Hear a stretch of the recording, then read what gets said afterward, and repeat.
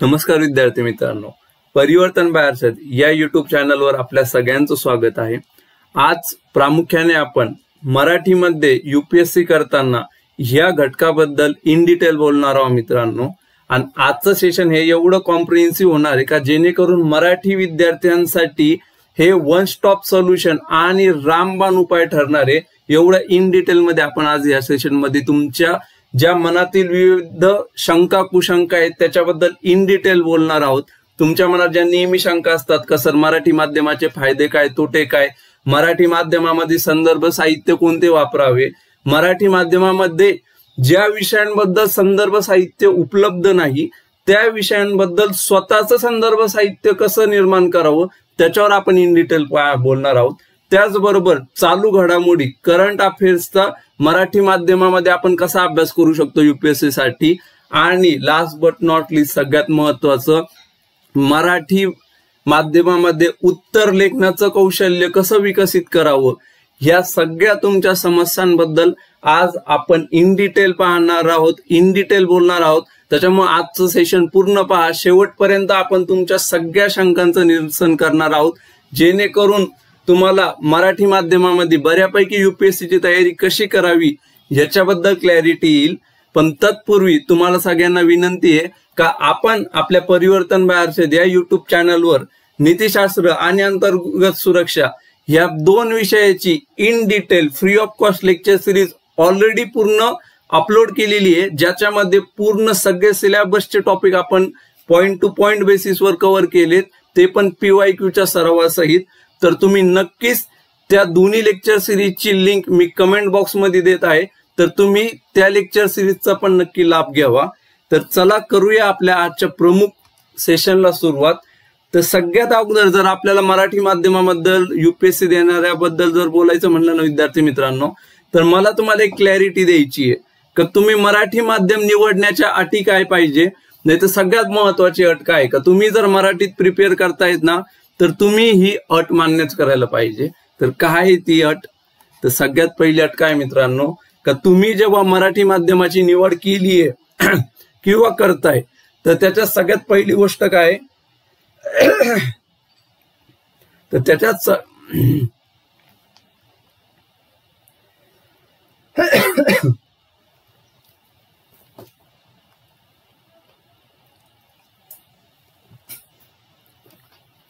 तर मला तुम्हाला सगळ्यात अगोदर एक बेसिक अट सांगायची मराठी माध्यम निवडण्याची का तुम्ही जर ते माध्यम निवडताय तर तुम्ही ही अट लक्षातच ठेवायला पाहिजे, किंवा ऑलरेडी जरी निवडलं असेल तर तुम्ही ही अट लक्षात ठेवायला हवी। तर ती अट कोणती मित्रांनो, सगळ्यात अगोदर तर तुम्ही इंग्रजीच्या भीतीने मराठी माध्यम निवडता कामा नये। तर तुमचं मराठी माध्यम निवडण्याचा उद्देश किंवा कारण हे तुमचं मराठी भाषेवर असणारं प्रभुत्व आहे ना ते असायला हवं का तुम्हाला मराठी भाषेवर प्रभुत्व आहे म्हणून तुम्ही मराठी माध्यम निवडवा, नाही तर इंग्रजी भाषा जमत नाही किंवा इंग्रजी भाषेची मनात भीती आहे त्याच्यामुळे मराठी माध्यम निवडू नका, कारण याचे भविष्यामध्ये आपल्याला खूप सारे तोटे पाहावे लागतात। तर काय प्रॉब्लेम होतो असं केल्यानंतर, तर पहिला सगळ्यात मोठा प्रॉब्लेम का आपण इंग्रजीच्या भीतीने मराठी निवडतो, धड आपली मराठी पण नीट नसते आणि इंग्रजी पण नीट नसते, आणि जेव्हा मग आपण मराठीमध्ये उत्तर लेखनाचा सराव करायला जातो ना तर आपली मराठी ही अतिसामान्य दर्जाची असते, जेणेकरून आपल्याला मुख्य परीक्षेला चांगला स्कोर होऊ शकत नाही। त्याच्यामुळं आगीतून फुफाटत पडण्याचं काम नाही करायचंय। तर आपल्याला काय करायचंय, मराठी भाषा का निवडायची आहे, कारण आपलं माय मराठीवर प्रेम आहे, आपली मराठीवर प्रभुत्व आहे, आणि मराठी माध्यमामुळं आपण आपल्या बाकीच्या इंग्रजी जे विद्यार्थी आहेत त्यांच्यावर एज घेऊ शकतो, त्याच्यामुळे आपण मराठी माध्यम निवडायला हवं। ह्याच्यामुळे नाही का इंग्रजीची भीती आहे म्हणून मी मराठी निवडतो। तर हा सगळ्यात पहिला पॉइंट क्लिअर करून घ्या। आणि दुसरी गोष्ट, इंग्रजीची भीती जरी असली तर ती थोडी का होईना पुढे आपल्याला फ्युचरमध्ये लागणार आहे, तर ही भीती नका राहू द्या। तर सगळ्यात पहिली गोष्ट तुमच्या डोक्यात एकदम क्लिअर करून घ्या सेशनच्या स्टार्टिंगलाच का मराठी माध्यमाचं कारण निवडण्याचं कारण काय पाहिजे, आपलं मराठीवर असणारं प्रभुत्व, ना की इंग्लिश कमजोर असल्यामुळं किंवा इंग्रजीकडून जर पळ काढायचा आहे म्हणून मी मराठी माध्यम निवडतोय, तर असं बिलकुल नका करू। मराठी माध्यम ह्याच्यामुळेच निवडा का तुम्हाला त्याच्यावर सक्षम प्रभुत्व आहे आणि तुम्ही तुमच्या जे कॉम्पिटिटर आहेत, जे तुमचे स्पर्धा करणारे बाकी विद्यार्थी आहेत, त्यांच्यावर एज घेऊ शकता, यासाठीच तुम्ही मराठी माध्यम निवडायला हवं. इथपर्यंत आय थिंक तुम्हाला क्लिअर झालं असेल. तर सगळ्यात दुसरा फंडामेंटल क्वेश्चन विद्यार्थ्यांच्या मनात येतो, सर मराठी माध्यमाचे फायदे तोटे काय? जर आम्ही मराठी माध्यम निवडत असू तर त्याच्यात आम्हाला नेमकं फायदे काय होतील आणि आम्हाला नेमकं त्याचे तोटे काय, जेणेकरून आम्हाला तो डिसिजन घेण्यास, नाही तर आम्ही जर डिसिजन घेतलाय तो योग्य आहे का अयोग्य आहे ते तपासण्यास मदत होईल. तर ह्याच्यासाठी आम्ही नेमकं त्याचे फायदे तोटे काय आहेत. तर सगळ्यात पहिला फायदा काय मराठीचा मित्रांनो, का मराठी आपली मातृभाषा असल्यामुळे आपल्याला काय होतं, उत्तर लेखन करणं सोपं जाते. याच्यामध्ये उत्तर लेखन करणं सोपे जाते. याचं कारण काय, कारण युपीएससी मध्ये आपल्याला काय 10वी-12वीच्या परीक्षासारखं 5-5 मार्कचे 2-2 मार्काचे प्रश्न नाही लिहायचे. आपल्याला 10-10, 15-15 मार्क्सचे प्रश्न लिहायचे, 3-3 पेजेसचे आन्सर्स लिहायचे. याच्यासोबतच पुढे काय करायचं, आपल्याला 125 मार्काचा एसे पण लिहायचा आहे.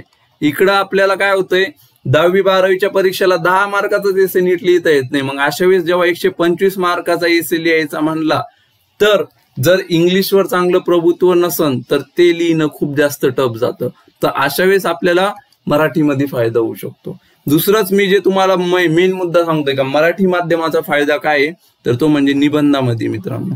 जे मी तुम्हाला वरतीच म्हणलो ना, 125 मार्काचा निबंध. म्हणजे मी जेव्हा इंग्रजी आणि मराठी माध्यमातील विद्यार्थ्यांची तुलना करतो ना, माझे स्टुडंट झाले नाही तर माझे काही ओळखीतले मित्र आहेत, तर मला मराठी माध्यमामध्ये 155 ते 160 मार्क घेणारे पण विद्यार्थी भेटलेले आहेत.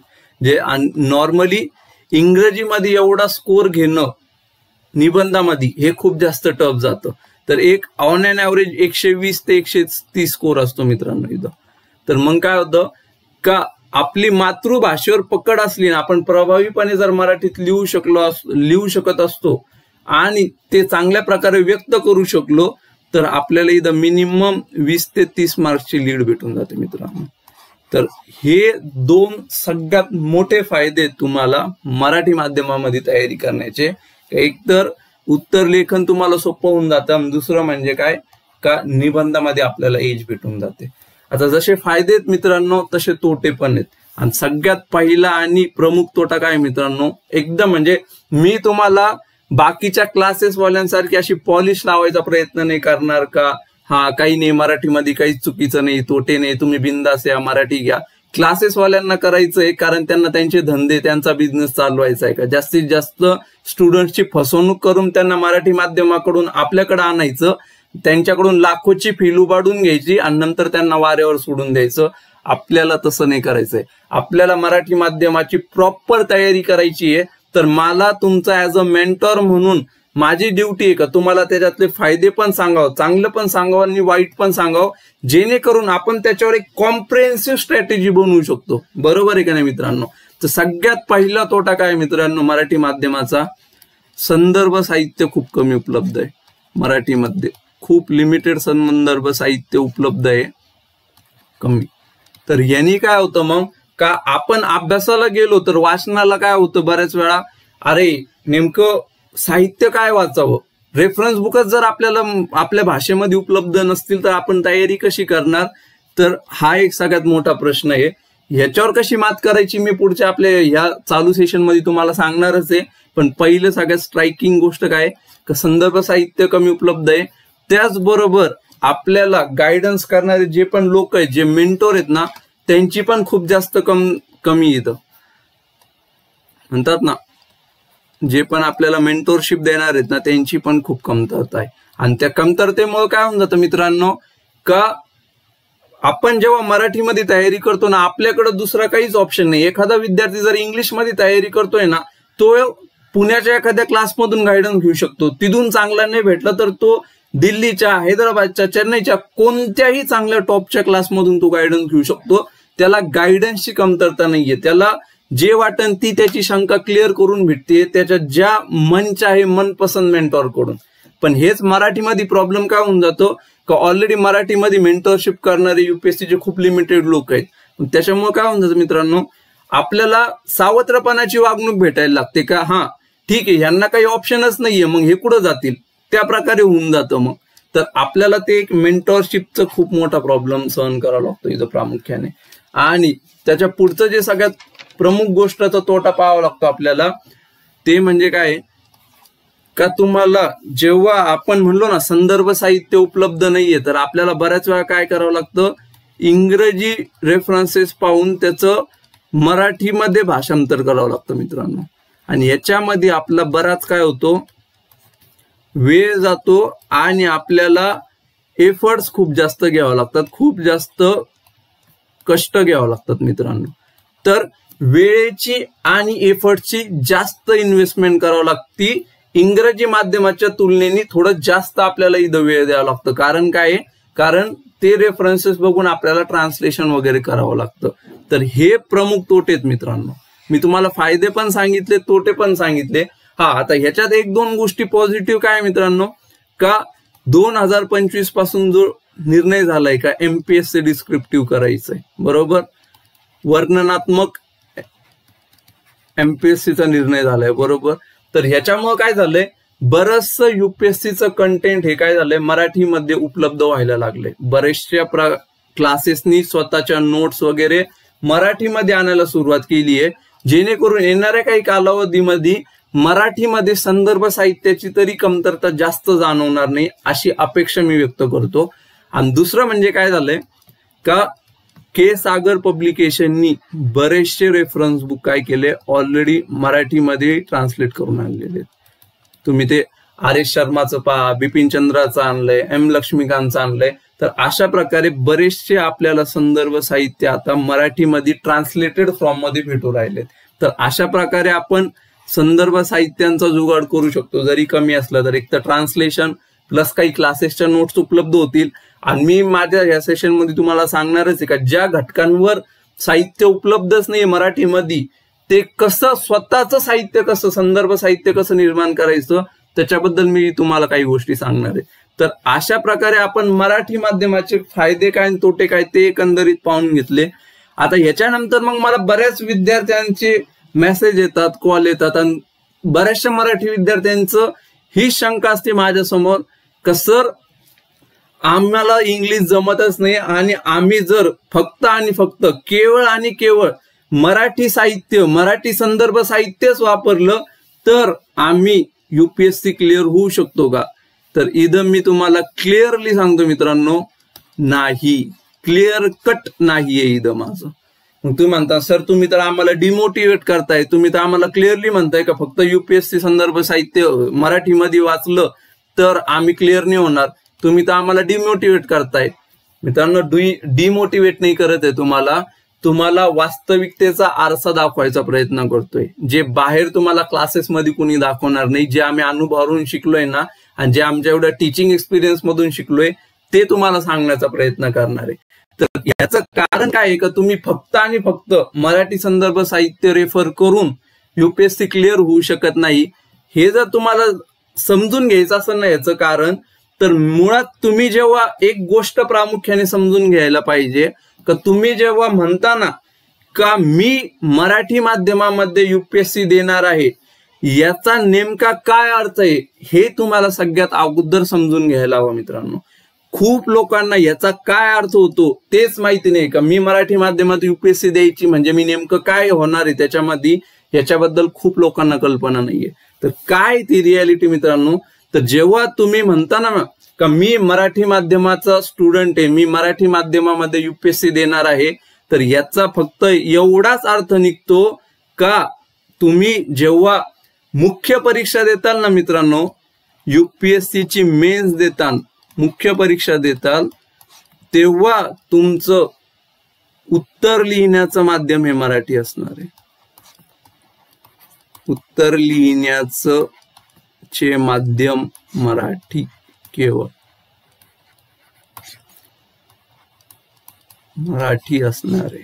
That's it. जेव्हा तुम्ही म्हणताय ना मी मराठीमध्ये UPSC देतोय, तर त्याचा अर्थ एवढाच निघतो. म्हणजे नेमकं म्हणायचं काय तुम्ही म्हणताल सर तुम्हाला, तर जेव्हा तुम्ही पूर्व परीक्षा देताना UPSC ची, तर ती केवळ इंग्रजी आणि हिंदी मध्येच अवेलेबल असते, बरोबर, इंग्लिश व हिंदी.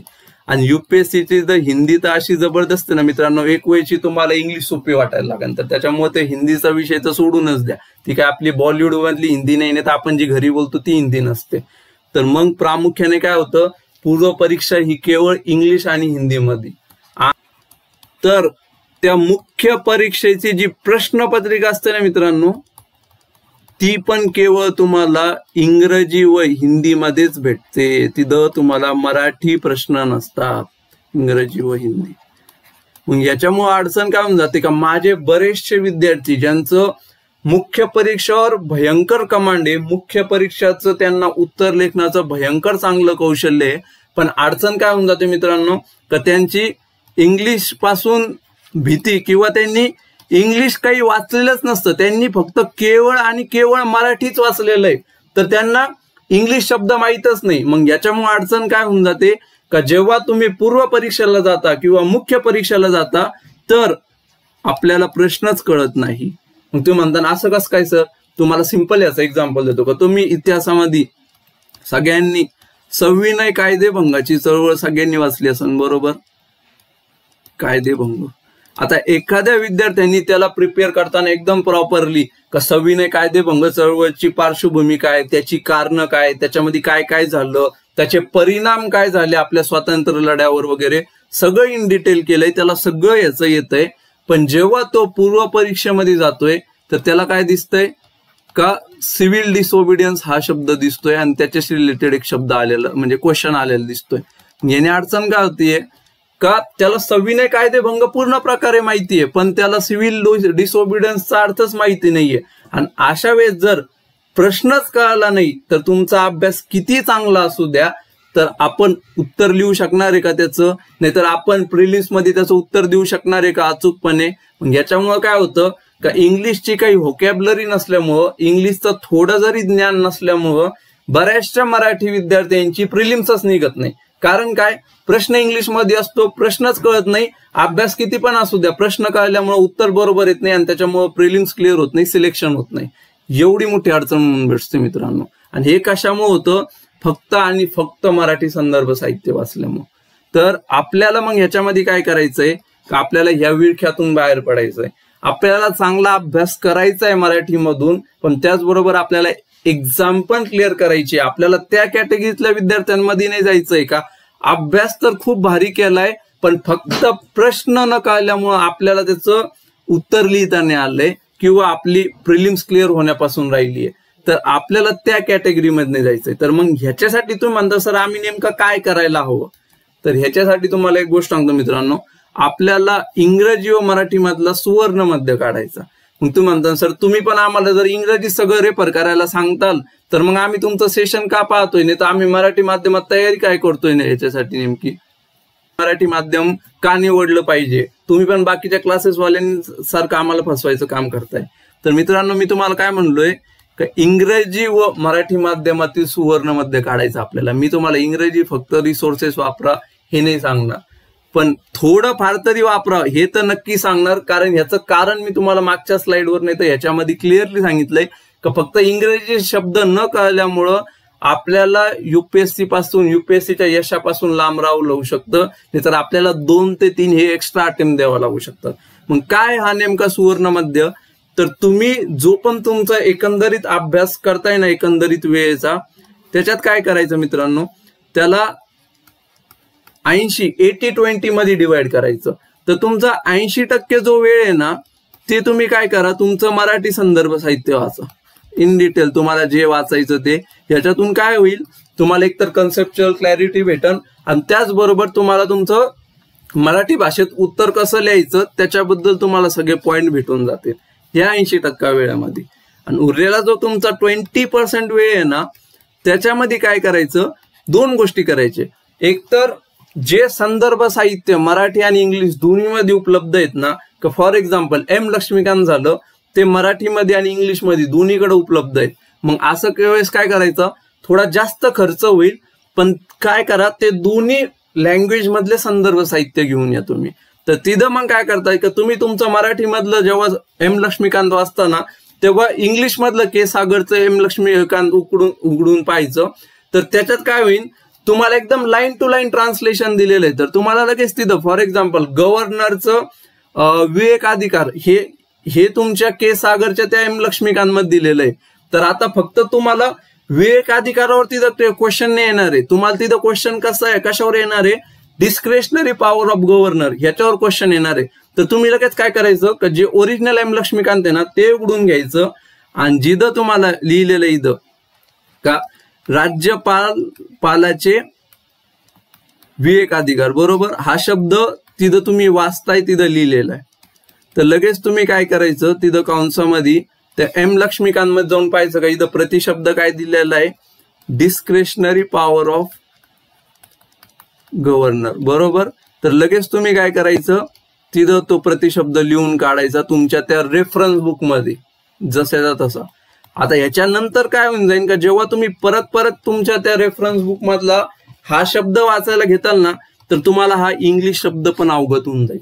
तर इथं तुम्हाला इंग्रजी रिसोर्स पूर्ण डिटेल वाचायचं नाहीये, तर तिथं तुम्हाला फक्त काय करायचे ते इंग्रजी काय प्रतिशब्द जमा करायचे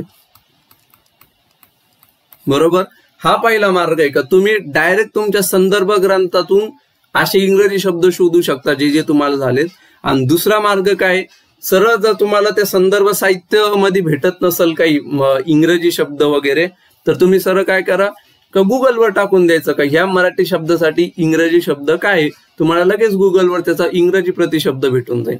तर अशा प्रकारे तुमच्या ज्या वेळेचं नियोजन आहे ते 80-20 मध्ये 80% आणि 20% याच्यामध्ये करा, ज्याच्यामध्ये 80% जेव्हा तुम्ही मराठी साहित्य संदर्भ साहित्य वाचताल तेव्हा तुम्हाला कन्सेप्च्युअल क्लॅरिटी येऊन जाईल आणि 20% जेव्हा तुम्ही इंग्रजी प्रतिशब्दासाठी वेळ देताय त्याच्यानंतर तुम्हाला काय होऊन जाईल, तुम्हाला ते इंग्रजी शब्दांमुळे तुमचं सिलेक्शन राहणार नाही आणि तुम्हाला प्रश्न खूप चांगल्या प्रकारे समजायला लागतील युपीएससी प्रिलिम्स मध्ये आणि मुख्य परीक्षामध्ये.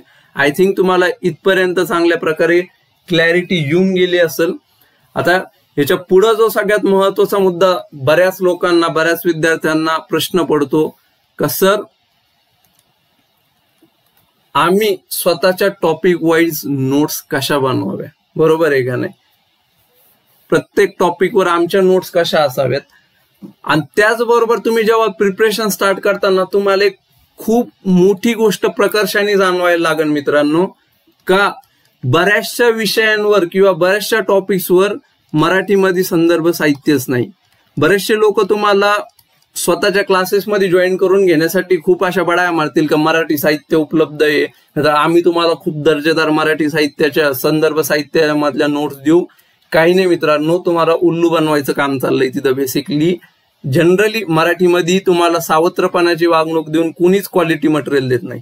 तर अशा वेळेस तुम्हाला काय करावं लागतं, मराठी संदर्भ साहित्य ज्या ज्या विषयांवर उपलब्ध नाहीये त्याच्यामध्ये तुम्हाला स्वतःचं संदर्भ साहित्य तयार करता यायला पाहिजे. जसं उदाहरणार्थ द्यायचं म्हणलं, भारतीय समाज याच्यावर मराठीमध्ये संदर्भ साहित्य उपलब्ध नाहीये. गव्हर्नन्सचा जो सामान्य अध्ययन 2चा टॉपिक आहे, सुशासनचा आपण बघतो, त्याच्यावर मराठीमध्ये दर्जेदार संदर्भ साहित्य नाहीये. आपत्ती व्यवस्थापनामध्ये जास्त संदर्भ साहित्य तुम्हाला भेटणार नाही. तर मग अशा वेळेस तुम्ही काय करणार, तुम्ही स्वतःचं संदर्भ साहित्य तयार करणार आणि तुम्ही करू शकता. आता तुम्हाला हे ऐकून असं वाटत असेल का सर तुम्ही काय सांगताय, स्वतःचं युपीएससीचं संदर्भ साहित्य तयार करणं म्हणजे किती अवघड आणि किती मोठी गोष्ट आहे. नाही मित्रांनो, खूप सोपी गोष्ट आहे. तुम्ही फक्त जिद्द थोडी चिकाटी दाखवलं तर तुम्ही स्वतःचं क्वालिटी दर्जेदार मराठी संदर्भ साहित्य तयार करू शकता. आता ते कसं करायचं ना हे सांगणं माझं काम आहे आणि हे मी तुम्हाला इन डिटेल सांगणार आहे का तुम्ही स्वतःचं संदर्भ साहित्य मराठीमध्ये कसं तयार करायला पाहिजे.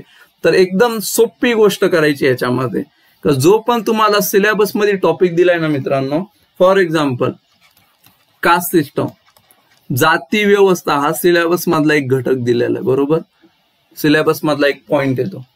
तर तुम्ही काय करायचं का गुगलवर जायचं मित्रांनो आणि हा टॉपिक सर्च करायचा.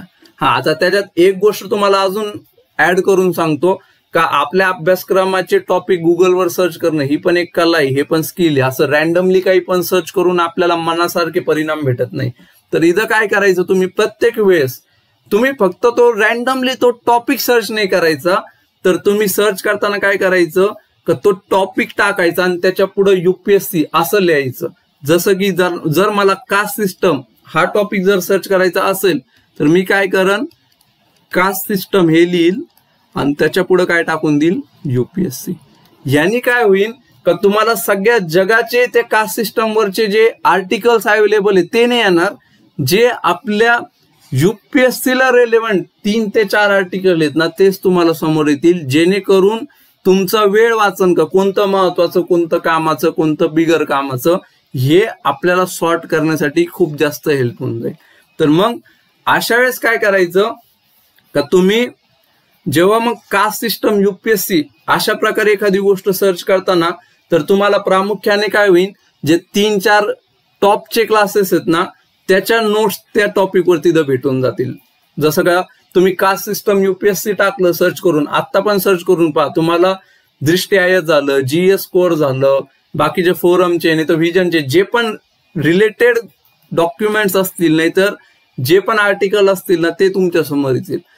तुमचं काम काय याच्या पुढे मित्रांनो, का तुम्ही ते आर्टिकल ओपन करायचं, एकदा त्याची चांगल्या प्रकारे रीडिंग करून घ्यायचं का हा यांनी काय सांगितलंय, का कास्ट सिस्टमचे का उदय कुठून झाला, त्याचे नकारात्मक काय परिणाम होत आहेत, त्याच्यावर शासनाने काय उपाययोजना केल्या, असं इन डिटेल क्लासेसवाले खूप शॉर्ट मध्ये तिथं देतात. ते तुम्ही एकदा वाचून घ्या, जेणेकरून तुम्हाला कास्ट सिस्टम रिलेटेड थोडे इंग्रजी जे शब्द आहेत ना ते तुमच्या थोडे कानी पडतील बऱ्यापैकी, बरोबर. तर अशा प्रकारे जेव्हा तुम्ही एक रीडिंग दिली ना तर तुम्हाला ते इंग्रजी शब्द माहिती होतील आणि त्याच्या पुढे तुम्ही काय करायचं, मग सरळ जे आर्टिकल आहे ना त्या कास्ट सिस्टम वर दिलेलं दृष्टीचं GS कोडचं त्याला पूर्ण कॉपी करायचं आणि त्याला कॉपी करून सरळ काय करायचं, गुगल ट्रान्सलेटरवर न्यायचं आणि गुगल ट्रान्सलेटरवर जाऊन त्याला पेस्ट करायचं. तुम्हाला त्या आर्टिकलचं जे इंग्रजीमध्ये ते आर्टिकल होतं ते पूर्ण मराठीमध्ये भाषांतरित झालेलं आर्टिकल भेटून जाईल, जेणेकरून तुम्ही जे म्हणता ना का आम्हाला मराठीमध्ये संदर्भ साहित्य ह्या घटकाचं उपलब्ध नाही, तर ते मराठीमध्ये तुम्हाला उपलब्ध होऊन जाईल भाषांतरित फॉर्मॅटमध्ये. आणि हे तुम्ही प्रत्येक टॉपिक वाईज जर केलं आणि त्या प्रकारे स्वतःच्या नोट्स बनवल्या मराठीमध्ये, मग जे भाषांतर आलंय त्याच्या स्वतःच्या लिखित स्वरूपातल्या नोट्स बनवा, तर त्याच्यामुळे काय होईल, तुम्हाला आता असा कोणताच घटक राहणार नाही का जिथं तुम्ही म्हणता का सर आम्हाला इथं रेफरन्स नाही तर संदर्भ साहित्य उपलब्ध नाही. ते कसं उपलब्ध करायचं ना स्वतःचं मी इन डिटेल तुम्हाला सांगून टाकलंय. कुणीच एवढं इन डिटेल तुम्हाला सांगणार नाही तेवढं, म्हणजे परत तो टॉपिक सर्च कसा करायचा इथपासून तर त्याचं ट्रान्सलेशन कसं करायचं इथपर्यंत मी तुम्हाला सांगितलंय. हा फक्त इथं एक अडचण काय होती का जेव्हा तुम्ही गुगल ट्रान्सलेटरवर ट्रान्सलेट करायला टाकताना तर काही वेळा काय होतं, ट्रान्सलेशन ते मागं पुढे झालेलं असतं, काही शब्दांचं असं अचूक भाषांतर आपल्याला भेटत नाही, तर तेवढं तुम्हाला ऍडजस्ट करावं लागेल आणि तेवढं तुम्हाला समजून घ्यावं लागेल. आणि जर तुम्ही तसं केलं तर तुमच्या स्वतःचं खूप चांगल्या प्रकारचं मराठीमधलं संदर्भ साहित्य निर्माण व्हायला जास्त वेळ लागणार नाही विद्यार्थी मित्रांनो. तर अशा प्रकारे तुम्ही संदर्भ साहित्य व्यवस्थित हे करू शकता आणि विषयनिहाय तुम्ही काय करू शकता, टॉपिकच्या तुमच्या स्वतःच्या नोट्स मराठीमध्ये तयार करू शकता. आता याच्या पुढे पण तुम्हाला सांगतो, बऱ्याच वेळा आता तुम्ही म्हणता असाल सर कोणते टॉपिक सर्च करायचे, कसं करायचं याच्याबद्दल आम्हाला आयडिया नाहीये, तर कोणत्याच्या विषयामधले कोणते टॉपिक कसे सर्च करायचे याच्याबद्दल पण जर तुम्हाला अजून एखादं सेशन पाहिजे असेल तर तुम्ही कमेंट बॉक्समध्ये सांगा का तुम्हाला कोणत्या विषयाबद्दल प्रॉब्लेम येतोय, का सर आम्हाला टॉपिक सर्च करायला जमत नाहीये, तर आपण त्याच्यावर सेपरेट सेशन घेऊ ज्याच्यामध्ये आपण त्या विषयाचा पूर्ण डिकोडेड सिलेबस डिस्कस करू आणि ते घटक गुगलवर कसे सर्च करायचे आणि कसे ट्रान्सलेट करायचे याच्याबद्दल पण आपण इन डिटेल माहिती घेऊ. तर अशा प्रकारे आय थिंक तुम्हाला क्लॅरिटी आली असेल का मराठीमध्ये संदर्भ साहित्य आपण कसं तयार करू शकतो. इथपर्यंत तुम्हाला क्लिअर आहे. आता ह्याच्या पुढं एक एव्हरग्रीन क्वेश्चन नेहमी विद्यार्थ्यांचा, काही जरी झालं करंट अफेअर्स चालू घडामोडी म्हणजे रेफरन्स बुक नाहीये ही समस्या तर लांबच राहून जाते. सगळ्यात पहिला एजेंडा काय असतो पोरांचा, सर आम्हाला चालू घडामोडी कसं करायचं ते सांगा, चालू घडामोडी कसं करायचं ते सांगा. तर त्याचं पण सोल्युशन आज मी तुम्हाला सांगणार आहे का चालू घडामोडी कशा प्रकारे हे करायचं, रेडी करायच्या. तर पहिलं सगळ्यात 2 सोल्युशन आपण याच्यामध्ये करू शकतो. पहिलं सोल्युशन काय याच्यामध्ये, जे तुम्हाला मी अगोदर पण सांगितलंय का जे बरेचसे इंग्लिश मीडियमचे जे क्लासेस आहेत ना, व्हिजन झालं, फॉर बाकीचं दृष्टी IAS झालं, इनसाइट IAS झालं, IAS बाबा झालं, हे सगळे काय करतात, स्वतःचे मंथली मॅगझिन हे करतात, पब्लिश करतात, फ्री ऑफ कॉस्ट नेटवर अवेलेबल असतात त्यांच्या प्रत्येकाच्या वेबसाईटवर. तर मग आपण काय करायचं त्यांच्यासाठी, तर तेच मंथली मॅगझिन उचलायचं. फॉर एक्झाम्पल तुम्ही व्हिजन IAS घेताय कारण ते चांगल्या प्रकारे दर्जेदार पद्धतीने गोष्टी कव्हर करतं. तर तुम्ही जेव्हा व्हिजन IASचं मंथली मॅगझिन घेताय ना, तर फर्स्ट रीडिंग त्याची व्यवस्थित करा, त्याला इंग्लिशमध्ये प्रॉपर वाचून घ्या, जेणेकरून तुम्हाला इंग्लिशचे शब्द काही भेटून जातील. आणि त्याच्यानंतर आपली सेम तीच ऍक्टिव्हिटी का त्या PDF मधून त्या इंग्लिशचा आर्टिकल तुम्ही कॉपी करायचं आणि काय करायचं, त्याला गुगल ट्रान्सलेटरवर नेऊन त्याला ट्रान्सलेट करायचं. ट्रान्सलेटर ज्याच्यातून तुम्हाला इंग्रजीच्या दर्जाचे मराठीमध्ये चालू घडामोडीचं संदर्भ साहित्य उपलब्ध होऊन जाईल मित्रांनो. ही सगळ्यात पहिली एक गोष्ट तुम्ही करू शकता. आणि दुसरा मार्ग मराठीमध्ये UPSC साठी चालू घडामोडी करण्याचा जर काय असेल तर तो म्हणजे काय, लोकसत्ता वर्तमानपत्र मित्रांनो. तर तुम्ही म्हणता सर कशा प्रकारे आम्ही लोकसत्ता वर्तमानपत्राचा वापर करू शकतो चालू घडामोडीसाठी, तर दोन गोष्टी झालेल्या आहेत त्याच्यामध्ये. एक तर पहिली गोष्ट, लोकसत्तावाल्यांनी एक डेडिकेटेड सेशन मराठीमध्ये UPSC वाल्यांसाठी काढायला सुरू केले. आता एक सेपरेट पेज तुम्हाला UPSC ला डेडिकेटेड बऱ्यापैकी दिलेलं पाहायला मिळेल तुम्हाला त्याच्यामध्ये. तर तुम्ही ते रेग्युलरली फॉलो करत राहायचं. याच्यातून तुम्हाला बऱ्यापैकी UPSC मधले मराठीचे प्रमाण शब्द भेटत चालतील, तसंच तुम्हाला जे पण चालू घडामोडी घडतायत ना त्याच्याबद्दल अंदाज येत चला. आणि दुसरी गोष्ट मित्रांनो, लोकसत्तामध्ये खूप दर्जेदार संपादकीय वगैरे येत असतात. इव्हन म्हणजे इंडियन एक्सप्रेसचे बरेचसे संपादकीय जसेच्या तसे ट्रान्सलेट करून लोकसत्तेमध्ये दिलेले असतात. तर तेच आहे ना मित्रांनो, का इंग्रजीवाले जर इंडियन एक्सप्रेस रेफर करतायत तर त्याच क्वालिटीचं आपल्याला जर लोकसत्तामध्ये भेटत असेल तर आपण ते का रेफर नाही करावं. तर हे दुसरी गोष्ट तुम्हाला इथून भेटणार आहे का लोकसत्तामध्ये चांगल्या प्रकारचे जे संपादकीय येतात ना मित्रांनो, ते सगळे तुम्ही इन डिटेल पाहायचे. यांनी काय होऊन जातं का तुम्हाला त्या इश्यूवर चांगले ओपिनियन, चांगले पॉझिटिव्ह आणि निगेटिव्ह पाहायला मिळतात बऱ्यापैकी. तर हे तुम्ही खूप चांगल्या प्रकारे पाहू शकता. फॉर एक्झाम्पल सध्या इस्रायल हमास वॉर चालू आहे, त्याच्याबद्दल जर एखादं संपादकीय आलं असेल ना, ते व्यवस्थित वाचून काढा, तुम्हाला मराठी शब्द भेटतील. तसेच जे मोठमोठे विचारवंत आहेत त्यांचे त्याच्यावर काय ओपिनियन आहे, त्याचा फायदा काय तोटा काय आहे, याच्याबद्दल पण तुम्हाला आयडिया होऊन जाईल. तर अशा प्रकारे तुम्ही UPSC मध्ये आता चालू घडामोडीची तयारी करण्यामध्ये तुम्हाला अडचण राहणार नाहीये. याचे दोन मार्ग मी तुम्हाला सांगितलेत. जे इंग्लिश मीडियमची तयारी करतात ना त्या लेवलची तुमची तयारी होऊ शकते. इंग्लिश मीडियम वाले काय करतात, मंथली मॅगझिन रेफर करतात चालू घडामोडीसाठी. मी तुम्हाला मंथली मॅगझिनचा पण तुम्हाला पर्याय सांगून टाकला. आणि दुसरं काय करतात, ते दैनंदिन न्यूजपेपर वाचतात, द हिंदू वाचतात, नाही तर इंडियन एक्सप्रेस वाचतात. तर त्यालाच तोडीस तोड मी तुम्हाला दुसरं वर्तमानपत्र पण मराठीमध्ये सांगून टाकलं, लोकसत्तेचं. तर आता तुमची इंग्रजीला तोडीला तोड अशी मराठीमध्ये करंट अफेअर्सची चालू घडामोडीची तयारी होऊ शकते जर तुम्ही हे रुटीन व्यवस्थित फॉलो केलं तर. लोकसत्ताचा अजून पण वापर आहे, मी तुम्हाला ते पुढे सांगेन काय व्यवस्थित. पुढचं सगळ्यात महत्वाचं, एकदम क्लासिकल आणि खूप महत्वाचा प्रश्न जो खूप मराठीमध्ये तयारी करणाऱ्या लोकांच्या लक्षातच येत नाही. आम्ही बोलून बोलून थकून गेलो पण त्यांना समजायलाच तयार नाही. तर काय येते का, UPSC ला कोणती मराठी अपेक्षित आहे. मी तुम्हाला म्हणलो ना, UPSC मध्ये दोन प्रकारे मराठीचं लिखाण केलं जाऊ शकतं आपण. एक तर आपलं काय, एक बोली भाषेमधील मराठी, जसं आपण गावाकडे नाही का, महत्व वेगळं चाललंय तुझं तूच बघ, असं त्या टाईपची नसते का, ती बोली भाषेमधली मराठी. आणि दुसरी ह्याच्या विरुद्ध कोणती आहे, प्रमाण भाषेमधील मराठी, ज्याच्यात आपण शुद्ध शब्द वापरण्याचा प्रयत्न करतो, अपेक्षित, असं तसं, या प्रकारचे प्रमाण भाषेमधील मराठी. तर ह्याच्यामध्ये ह्या दोन्ही पैकी आपण कोणत्या प्रकारची मराठी लिहिली पाहिजे, बऱ्याचशा स्टुडंटला येतो. तर इथं तुम्हाला एकदम क्लिअर कट सांगतो मी मित्रांनो, का प्रमाण भाषेमधील मराठी यायला पाहिजे. आपण जेव्हा जगातली one of the toughest exam लिहितोय, देशातली सगळ्यात प्रेस्टिजियस एक्झाम, सगळ्यात सन्मान मिळवून देणारी एक्झाम जेव्हा लिहितोय ना मित्रांनो, तर तिथं आपल्याला प्रमाण भाषाच लिहिणं गरजेचं आहे. तिथं आपण गावंढळपणे मराठी भाषेतलं लिहू शकत नाही.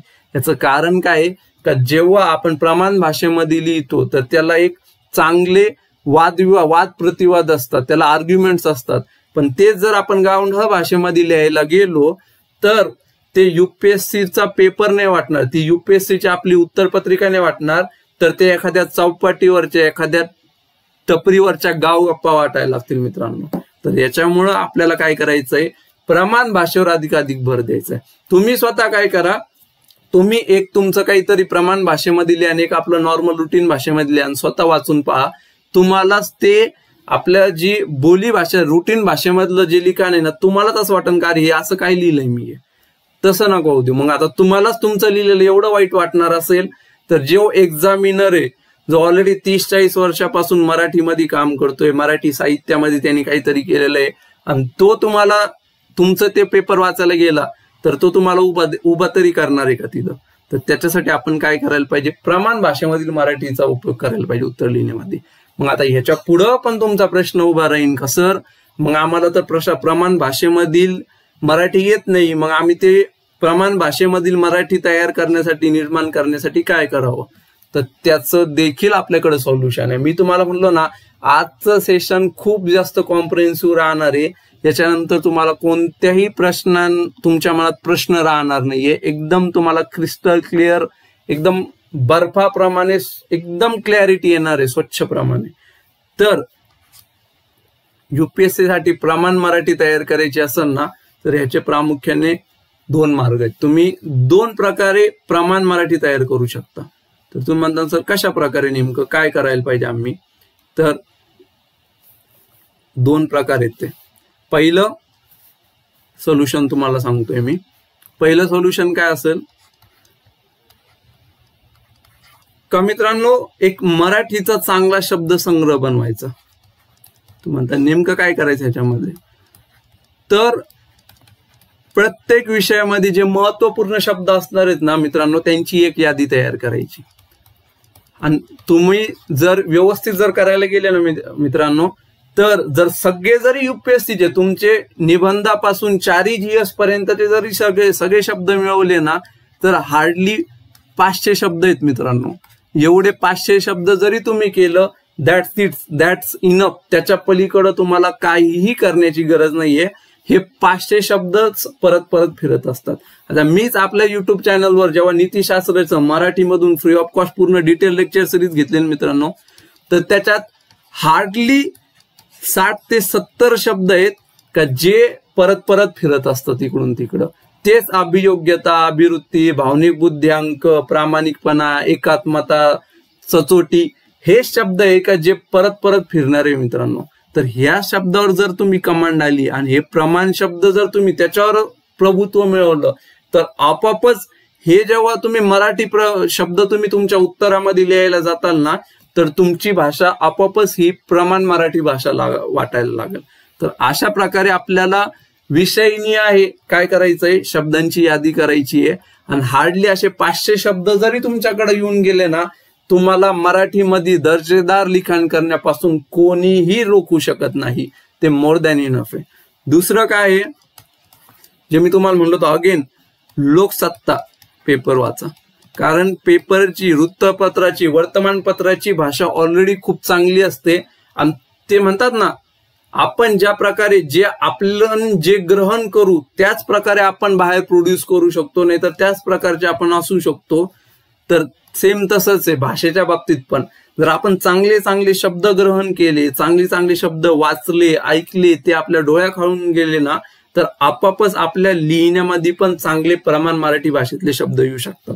तर ह्याच्यासाठी लोकसत्ता न्यूजपेपर वाचायचं आणि जे शब्द चांगले वाटतील ना, ते आपल्या यादीमध्ये लिहून घ्यायचे. आणि ह्याच्या पुढेच लोकसत्ता वाचण्याचा अजून एक खूप मोठा फायदा आहे, जो तुम्हाला शब्दसंग्रह इम्प्रूव्ह करण्यामध्ये, शब्दसंग्रहामध्ये सुधारणा करण्यासाठी मदत करेलच, पण तुमचे निबंधामध्ये पण मार्क भरपूर मोठ्या प्रमाणावर वाढवण्यास मदत करू शकतं. तर काय ती, तर लोकसत्तेला दर आठवड्याला आपल्याला लोकरंग पुरवणी येते मित्रांनो. तर ती पुरवणी डिटेलमध्ये वाचायची. तर ह्याच्यातून दोन गोष्टी होतील, तुम्हाला चांगले शब्द भेटतील, त्याचबरोबर एखादा लेखक त्या पुरवणीमध्ये लिहिताना कशा प्रकारे लिहितोय, त्याच्यामध्ये छोटे छोटे एक्झाम्पल्स कसे टाकतोय, ते एक्झाम्पल्स तुम्हाला त्याच्यातून भेटतील. तसेच एक चांगलं लिहिण्याची कला कशी असते ना, हे समजून घेण्याचं खूप जास्त मदत तुम्हाला या लोकरंग पुरवणीमध्ये होऊन जाईल. आणि अशा मराठीमधल्या सगळ्या पुरवण्या तुम्ही वाचू शकता, महाराष्ट्र टाइम्स वगैरे वगैरे, त्या ह्याच्यामधली वाचा. आता तुम्ही परत म्हणता सर तुम्ही काय लोकसत्ताचे ब्रँड अँबॅसेडर झालाय का, फक्त आम्हाला लोकसत्ताबद्दलच प्रमोशन करताय? नाही, माझा काहीच याच्यामध्ये वैयक्तिक स्वार्थ नाहीये, पण लोकसत्ताबद्दल सांगण्याचं तुम्हाला दोनच प्रमुख कारण आहेत. पहिलं, खरंच खूप दर्जेदार आणि क्वालिटी मटेरियल असतं त्याच्यामध्ये. आणि दुसरी गोष्ट, लोकसत्ताचं एक ऍप आहे मित्रांनो, जेणेकरून तुम्ही ऍपवर कधी पण कुठं पण घर बसल्या ते तुमचे आर्टिकल सगळे वाचू शकता, पूर्ण वर्तमानपत्र वाचू शकता इन डिटेल. तुम्हाला पैसे पण खर्च करावा लागणार नाही आणि तुम्हाला जाऊन आणण्याची कष्ट देखील करावं लागणार नाही. तुम्ही कुठं पण म्हणतात ना, फावल्या वेळेत बसलेले तर मोबाईल काढायचं, ते ऍप ओपन करायचं आणि एखादं संपादकीयचं आर्टिकल वाचून बाजूला होऊन जायचं. मी म्हणतो ना, दिवसभर तुमच्याकडून वाचून होत नाहीये ना, थोडा अभ्यासातून बोर झालं, 5 मिनिटं मोबाईल उचलतोय ना, तर 5 मिनिटं एक आर्टिकल वाचून टाकतो. बाहेर कुठं जायला निघलं, तुम्ही सिटी बसने प्रवास करत असाल तर बसमध्ये बसल्या बसल्या एखादा आर्टिकल वाचून टाकलं, तर अशा प्रकारे तुम्ही लोकसत्ताचा हा वापर करू शकता. तर त्या ऍपमधून तुम्ही पेपर वाचा, तुम्हाला बऱ्यापैकी त्याच्यामधून मदत होऊन जाईल. तर आय थिंक आता तुम्हाला मराठीमध्ये प्रमाण भाषा कशी असावी याच्याबद्दल पण इन डिटेल माहिती कळली असेल. आता याच्या पुढं जे सगळ्यात महत्वाची आणि क्रुशियल गोष्ट मी तुम्हाला सांगणार आहे आपल्या या सेशन मध्ये, ते म्हणजे जेव्हा तुम्ही युपीएससीची मराठीमध्ये तयारी करतात ना मित्रांनो, तर तुम्हाला काय करायचंय, तुम्हाला काही गोष्टींची सवय लावून घेणं खूप महत्वाचं आहे. तर तुम्ही म्हणता नेमकं सर कोणत्या गोष्टी आहेत त्या का ज्याच्यावर आम्ही सवय लावायला पाहिजे? तर सगळ्यात पहिली जी बेसिक गोष्ट आहे ज्याची तुम्हाला सवय लावायची आहे ती म्हणजे इंग्रजी ते मराठी भाषांतर करण्याची. आता मग तुम्ही म्हणता सर काय याच्यात तुम्ही एवढं काय आम्हाला जोर देऊन मग सांगताय का इंग्रजी आणि मराठी भाषेची भाषांतर करण्याची सवय लावून घ्या? आम्ही करून घेऊ ना, कॉपी तर करायचं आणि पेस्ट करून गुगल ट्रान्सलेटरवरून माहिती काढायची आम्हाला, याच्यापेक्षा काय जास्त? बरोबर आहे मित्रांनो. आता ऐकताना वाचताना बोलताना खूप छोटं आणि सोपं असतंय, पण ही प्रक्रिया खूप जास्त फ्रस्ट्रेट करणारी तुम्हाला. का नेमकं आम्ही करतोय काय, का आमचे जे शेजारचे इंग्रजी माध्यमातील मित्रमैत्रिणी आहेत ते रेडीमेड आयतं वैतं सगळं मटेरियल वाचतायत आणि आम्ही काय करत बसलोय, आम्ही ट्रान्सलेशनच्या चक्करमध्ये पडत बसलोय. मग याच्यामुळे काय होतं का तुम्हाला फ्रस्ट्रेशन येतं का अरे मला ट्रान्सलेशन करून लिहायला तर माझा बाकीच्या विद्यार्थ्यांपेक्षा दुप्पट वेळ वाया जातोय आणि ते माझ्या पुढे जातील का वगैरे. तर अशा प्रकारे फ्रस्ट्रेशन येतं आणि ही जरा वेळ खाऊ प्रक्रिया आहे, तर त्याच्यामध्ये आपल्याला थोडं सहनशीलता आणि पेशन्स दाखवावं लागेल. तर ही सवय घालून घ्या. हा, जसं मी तुम्हाला या सवयीचा नाही तर या गोष्टीचा तोटा सांगितला ना का ही फ्रस्ट्रेट करणारी वेळ खाऊ प्रक्रिया आहे, त्याचा एक फायदा देखील आहे मित्रांनो. का तुम्ही त्या पूर्ण ट्रान्सलेशनच्या प्रोसेसमध्ये जेव्हा जाताना तर तुमचा तो टॉपिक एवढा भयंकर डिटेलमध्ये प्रिपेअर होतो का त्याची विचारता सोयी नाही. आता जस्ट इमॅजिन एखादा व्यक्ती आयतं वैतं वाचतोय तर तो काय करणार, फक्त वरती वाचून सोडून देणार. पण तुम्ही जर स्वतःचं कंटेंट स्वतः क्रिएट करण्याचा, स्वतःची निर्मिती करण्याचा प्रयत्न करताय ना, तर तुम्ही त्याचे बारकावे धागे दोरे एवढ्या छोट्या छोट्या प्रमाणात पाहून घेताना का त्या टॉपिकवर तुम्हाला भयंकर प्रभुत्व आणि कमांड येऊन जाते. तर ह्या गोष्टीचा, ह्या सवयीचा तो एक खूप मोठा फायदा देखील आहे का आपल्याला इंग्रजी ते मराठी भाषांतर करायला लागलो आपण तर आपल्याला त्या टॉपिकवर बऱ्यापैकी कमांड येऊन जाते.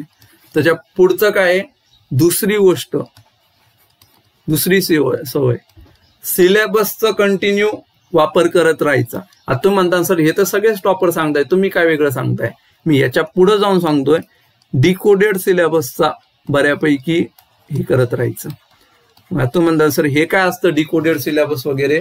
सिलेबस हा युपीएससीने दिलेला असतो आपल्याला, तो की एक जनरल फॉर्मॅटमध्ये असतो, त्याला डिकोड करण्याचं काम आपलंय आणि ते कुठून करायचं, ते PYQ मधून करायचं. फॉर एक्झाम्पल आपण जाती व्यवस्थेचं उदाहरण घेतलं बरोबर, तर सिलेबस मध्ये फक्त जाती व्यवस्था मेन्शन केलेलं आहे किंवा प्रादेशिकवाद रिजनलिझम हा टॉपिक मेन्शन केलेला आहे, तर आता तुम्ही फक्त आधांतरी तो टॉपिक नाही वाचायचा, तर तुम्ही पाहायचं का ह्या टॉपिकची मी फोड कशा प्रकारे करू शकतो का, याच्यावर युपीएससी कसे कसे प्रश्न विचारलेत, मग फोड करताना तुम्हाला कसं दिसल का हा ठीक आहे, मग प्रादेशिकतावाद वाचतोय ना मी, तर ह्याची फोड कशी होऊ शकते का, ह्याची कारण काय आहे प्रादेशिकतावादाची, बरोबर, हे एक पहिलं पॉईंट निघू शकतो. दुसरं काय, प्रादेशिकतावादाचे परिणाम काय होत आहेत, सकारात्मक परिणाम काय, नकारात्मक परिणाम काय, मग ह्याच्यामध्ये अजून काय येऊ शकतं, प्रादेशिकतावादावर युपीएससी आपल्याला प्रश्न विचारू शकते किंवा तिने विचारलेत का, ह्याच्यावर उपाययोजना काय केलेल्या आहेत. तर अशा प्रकारे मग तुम्हाला त्या सिलेबसची फोड करणं, त्याला डिकोड करणं गरजेचं आहे. हे तुम्ही नक्की करण्याची सवय लावा. आणि तुम्हाला जर हे आपल्याकडून पाहिजे असेल का सर तुम्ही सिलेबस डिकोड करून आम्हाला टॉपिक वाईज समजून सांगा कसा अभ्यास करायचा, तर तसे देखील तुम्ही कमेंट बॉक्समध्ये मेन्शन करा. आपण डिकोडेड सिलेबसवर देखील मराठीमध्ये एकदम ब्रँडेड टॉप क्वालिटीचे, जे इंग्लिशमध्ये पण त्या लेवलचे सेशन झाले नसतील त्या लेवलचे सेशन घेऊ मित्रांनो. तर तसं तुम्ही कमेंट बॉक्समध्ये नक्की मेन्शन करा. तर अशा प्रकारे तुम्हाला सिलेबस डिकोड करण्याची देखील सवय लावायची आहे. आणि तिसरं आणि महत्वाची सवय ते म्हणजे काय, स्वतःवर विश्वास ठेवण्याची आणि स्वतःवर कॉन्फिडन्स ठेवण्याची. संदर्भ साहित्य कमी उपलब्ध आहे मान्य, गायडन्स करणारे कमी उपलब्ध आहे मान्य आहे, पण ह्या खडतर परिस्थितीमध्ये पण मी समर्थ आहे का मी तयारी करून मी स्वतःचं संदर्भ साहित्य निर्माण करून ही एक्झाम काढू शकतो. हा स्वतःवर विश्वास ठेवणं हे खूप महत्वाचं आहे. परत तुम्ही म्हणता सर आम्हाला तर खूप जास्त विश्वास आहे स्वतःवर, तुम्ही हे आम्हाला असं स्पेसिफिकली का सांगताय. मित्रांनो, सुरुवातीला खूप विश्वास असतो, पण जेव्हा आपण इन डिटेल मध्ये अभ्यास करायला लागतो ना, तर स्वतःचा वरचाच विश्वास ढळायला लागतो. आणि त्याच्यातच अजून प्रॉब्लेम म्हणजे दुष्काळात 13वा महिना काय का, मग स्वतःचा विश्वास तर ढळतच असतो, पण त्याच्यासोबतच आपल्याला संदर्भ साहित्य भेटत नाही, त्याच्यामुळे आपली वेगळी चिडचिड होते, कुणी गायडन्स करणारं नसतं त्याच्यामुळे वेगळी चिडचिड होते. तेव्हा हा विश्वास टिकवणं म्हणजे खूप चॅलेंजिंग आहे आणि खूप खडतर आहे.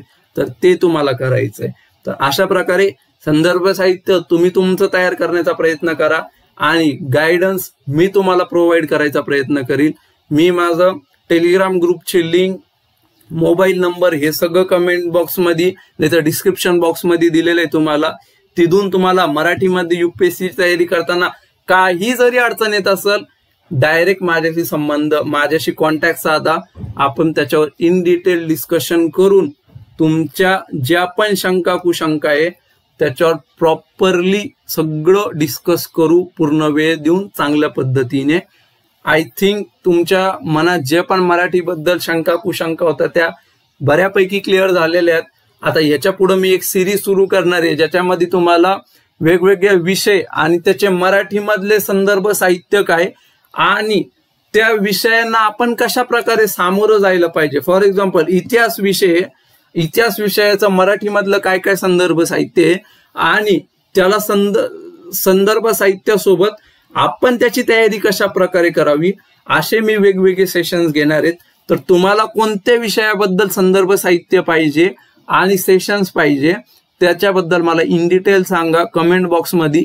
त्याचबरोबर ज्या विषयांबद्दल संदर्भ साहित्य उपलब्ध नाहीये त्याची कशी तयारी करायची, स्वतःचं संदर्भ साहित्य घटकनिहाय कसं बनवायचं, त्याच्यावर जर तुम्हाला सेशन पाहिजे असेल तर तसं पण कमेंट बॉक्सवर नोंदवा. आपण त्याच्याबद्दल पण इन डिटेल सेशन घेऊ. माझं एकच उद्देश आहे मित्रांनो, तुम्ही फक्त मराठी माध्यम निवडलंय म्हणून तुमचं अटेम्प्ट वाया जाता कामा नये, किंवा तुम्ही मराठी निवडलंय म्हणून संदर्भ साहित्याची कमी आहे किंवा गायडन्सची कमी आहे म्हणून माझं युपीएससी मधलं सिलेक्शन राहतंय, हे तुमच्यासोबत होता कामा नये. याच्यासाठी माझी एवढी धडपड चाललेली आहे. तर तुम्ही पण मी जेवढी धडपड करतोय क्वालिटी कंटेंट मराठीमध्ये आणण्याची किंवा चांगल्याचे चांगले स्ट्रॅटेजी सेशन तुमच्यापर्यंत पोहोचवण्याची, तेवढी जिद्द धडपड चिकाटी तुम्ही तुमच्या अभ्यासामध्ये दाखवा. आणि त्याचबरोबर तुमच्या प्रतिक्रिया माझ्यापर्यंत पोहोचवण्यामध्ये पण तुमची धडपड दाखवा, जेणेकरून मला अजून जास्त प्रोत्साहन भेटन दर्जेदार पद्धतीने हे कार्य पुढे नेण्यासाठी. तर अशा प्रकारे तुम्ही आपले नीतिशास्त्र, अंतर्गत सुरक्षा या विषयाला तर तुम्हाला मराठीमध्ये अडचण येणार नाही, कारण त्याच्याशी रिलेटेड सगळ्या पीपीटीज वगैरे आपण आपल्या टेलिग्राम ग्रुपवर टाकल्यात. सगळा डिटेल सिलेबस युट्यूबवर इन डिटेल PYQ सोबत डिस्कस करून घेतलेला आहे. तिथं पण तुम्हाला काही अडचण येणार नाही. आणि अशा प्रकारे तुम्हाला आजचं सेशन जर आवडलं असेल तर आपल्या चॅनलला सबस्क्राईब करा, या सेशनला लाईक करा, शेअर करा आणि जास्तीत जास्त लोकांपर्यंत व्हायरल करा. धन्यवाद मित्रांनो. भेटूया अशाच एकापेक्षा एक टॉप क्वालिटी सेशनसाठी. पण तत्पूर्वी तुम्हाला नेहमी जाताना आपला आपुलकीचा संवाद अभ्यास करत राहा.